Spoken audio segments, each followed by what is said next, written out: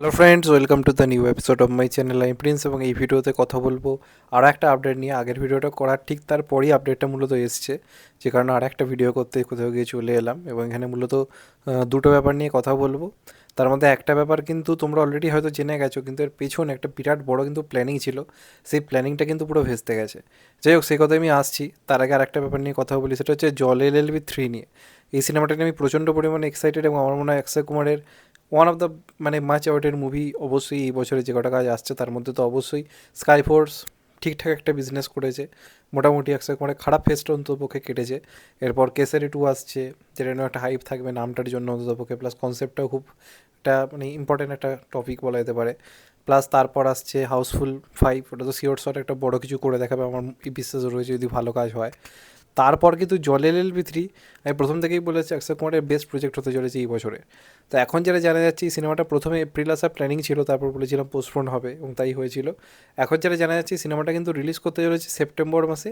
সেপ্টেম্বরের 19 তারিখে কিন্তু সিনেমাটা ফাইনালি রিলিজ করছে। তো আই থিঙ্ক ওই টাইমে বিরাট কিছু আছে বলে আমার কোথাও গিয়ে মনে হয় না সেরকম বড় সিনেমা কিছু আছে বলে।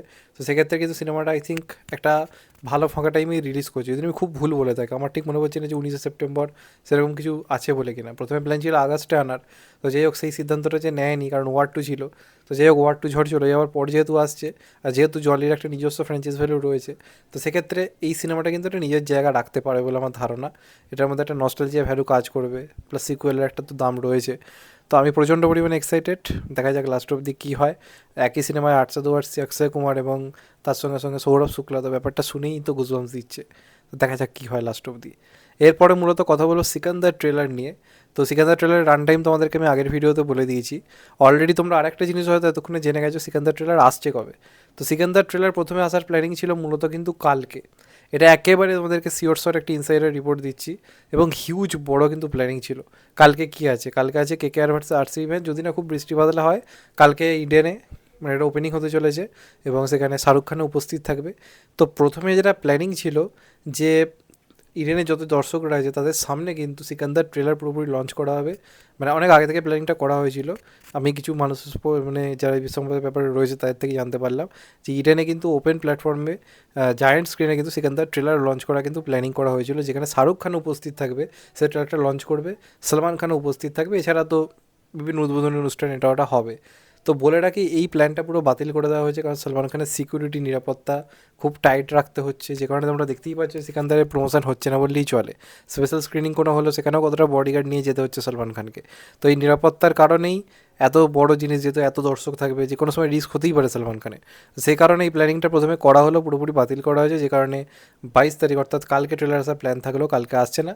একটা দিন পিছিয়ে গিয়ে এখন জানা যাচ্ছে 23 তারিখ অর্থাৎ রবিবার দিনে ট্রেলার আসতে চলেছে। খুবই ভালো একটা দিন, রবিবার দিন, ছুটির দিন, অনেকেই ফ্রি থাকবে, ট্রেলারটার ভালো রিচও আসতে পারে। আর আইপিএলের খেলা তো সন্ধ্যায় মোটামুটি সন্ধ্যের দিক করি বেশিরভাগ। আর রোববার দিন যদিও দুটো খেলা থাকে, তাও সলমান খান যেহেতু ইন্ডিয়া ভার্সেস পাকিস্তান ম্যাচের দিনও তো জোর আসবিন খান মারাত্মক ক্রেজ তৈরি করতে পেরেছিল, তো এটা সলমান খান, তো কিছু প্রবলেম আই থিঙ্ক হবে না। আর চাইবো রোববার দিন একটু সকাল সকাল ট্রেলারটা আসুক, তাহলে ভালো হয়, তাহলে আরও হাইপটা বেশি থাকবে। তো দেখা যাক কেমন হয় ট্রেলারটা।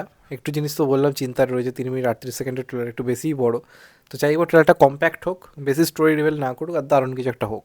তো যাই হোক, তোমাদের এটা নিয়ে কি মতামত অবশ্যই কমেন্টে জানিও। চ্যানেলটা নতুন হলে চ্যানেলটা সাবস্ক্রাইব করে দিও and get the bell icon. ভালো থেকো সবাই, টেক কেয়ার, নমস্কার, আবার দেখা হবে এখন তো ভাই। সবাই ভালো থেকো, সুস্থ থেকো, নমস্কার, টেক কেয়ার, আবার দেখা হবে, ভালো থেকো।